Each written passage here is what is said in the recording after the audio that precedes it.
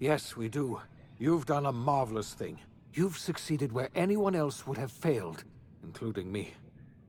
We must begin the revival process immediately, starting with the Hope's brightest minds. And then we're going to fix this damn colony, one problem at a time. Yes, we are. We're going to need a leader, and I can't imagine a better person for the job than you. What do you say, old friend? Will you help us? I see. Well, you've certainly earned a treat for yourself.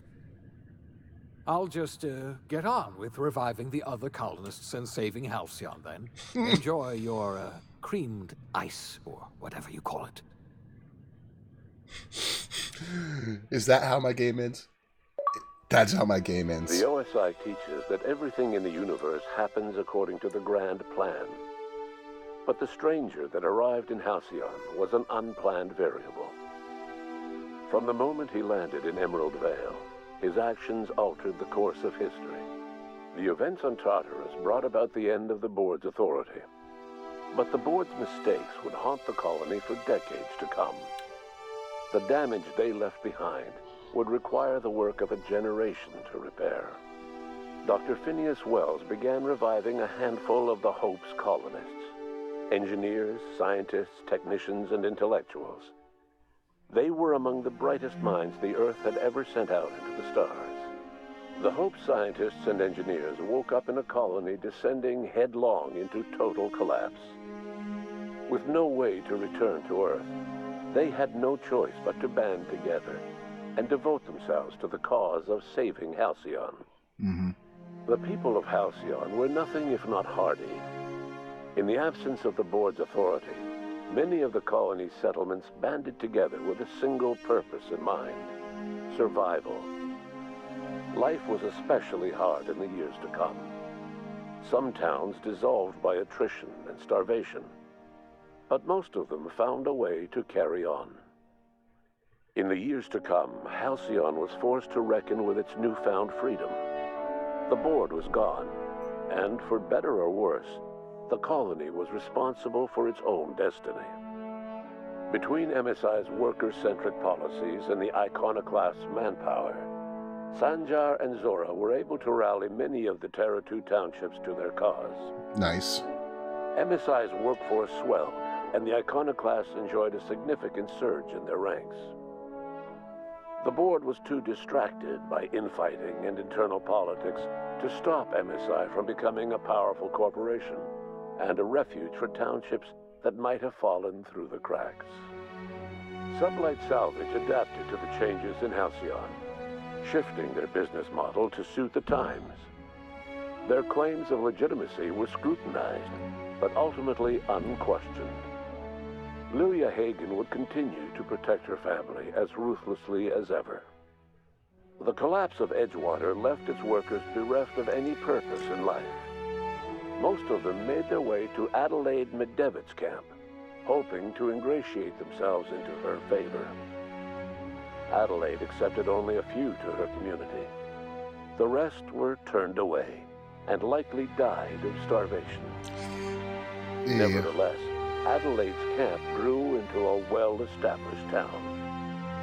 Adelaide McDevitt refused to cooperate with the ongoing effort to save Halcyon from collapse. A sympathetic deserter stole a copy of her research and delivered it to the Hope's scientists. It is unclear how useful Adelaide's research was. An optimistic estimate suggests her work may have bought Halcyon another few years of survival. Adelaide would never know. She died that winter. Under the leadership of Junlei Tennyson, the Groundbreaker held firm against corporate influence. The ship's mechanical stability gave Junlei the time to educate a promising generation of engineers, schooled in her family's traditions. The future of the Groundbreaker looks promising. Nice. The rediscovery of the Hope and the abandonment of the lifetime employment program forced Byzantium to come to terms with some uncomfortable realities about the state of Halcyon. While Byzantines were reluctant to surrender the luxuries they'd grown accustomed to, the board's diminished authority gave them little choice in the matter. Nearly everyone had to learn to make do with less. Some even had to get jobs. Oh no. It was a dark time indeed. Your influence shifted Ellie's perspective. She finally admitted, albeit grudgingly, that she just might need other people. Sometimes. With a steady income from the life insurance payouts, she was finally able to afford a ship of her own. She hired a small crew and flew supply missions to communities on the fringe. Some of them were even legal. Life in Halcyon was sobering for Felix Millstone. The grand revolution he dreamed of never came. There was no great awakening for the colony, no celebrations in the streets. There was only the hard, desperate work of trying to repair a broken colony. Felix never had a head for numbers, but if there was labor to be done, he was there to help. Eventually, Felix realized that the work of a revolution was done with two hands. As much as he enjoyed his adventures aboard the Unreliable, the vicar, known as Max, eventually decided that it was time to move on, to live out the life he had sought so long to create. He knew there were many in the colony who carried burdens much worse than the ones he had struggled with, and he devoted himself to easing their suffering wherever he could. He only ever took up arms again to defend the defenseless. Unshackled from a lifetime of striving and fighting the universe and himself, Vicar Maximilian de Soto was finally at peace. Once the matter with the Hope colonists was resolved, Junlei bashfully asked Parvati if she'd like to join her permanently on the Groundbreaker, and Parvati enthusiastically, if somewhat awkwardly, agreed. The Nice. stories of her adventures spread across the colony, and Parvati soon found herself the center of attention. Having served as the engineer of a renowned spacecraft, tramp freighters and wildcat miners sought her out by name. And in no time, she was a fixture in the Groundbreaker's mechanical ecosystem. She and Junlei were never far apart. Nyoka returned to Monarch to take another crack at making a permanent life for herself. She formed the Charon Group, a mercenary outfit of ragtag survivalists and wilderness experts. Anyone in need of a guide, or just looking to throw back a beer and swap stories, could find her camping on the trail or clearing an infestation. The SAM unit that accompanied you spread awareness of the product line's superior sanitation and maintenance capabilities across what was left of the colony. This led to a boost in SAM unit sales. Did you know that SAM units are the longest-lasting, toughest-acting cleaning solution in Halcyon? Minister Clark was released from house arrest, and his contact with you gave him a sense of renewed purpose and vigor.